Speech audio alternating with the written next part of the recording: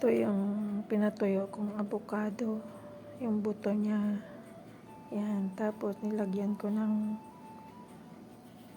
olive oil. Yan. Isang avocado lang, buto ng isang avocado lang yan. Tapos nilagay ko lang dito sa lalagyan ng Baby Johnson, pero olive oil yan.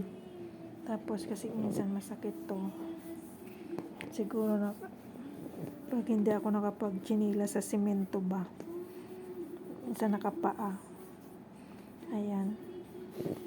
Ito lang kinukuhan ko, hinihilot ko. Natanggal naman, effective naman siya dito.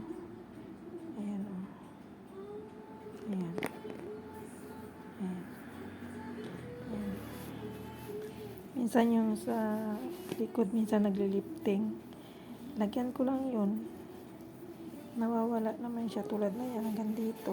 Masakit. Mamaya wala na yan. Tanggal na siya dati, hindi katulad. Masakit. Totoo nga. Basta massage lang siya. Ayan. Massage lang siya. Nakaka-relax. Pula na ako na yan. Wala na yata akong dugo. Ayan. Dilaw na yata yung kan ko. Wala nang dugo.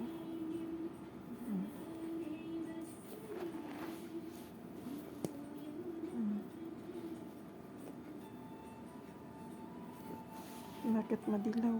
Pag pinisil ko, wala kasing ilaw eh. Yan dito. Ganyan lang yan. Try nyo gawin. Try nyo gawin sa mga masasakit dyan ang tuhod. Pwede yan. Yan, ganyan lang guys.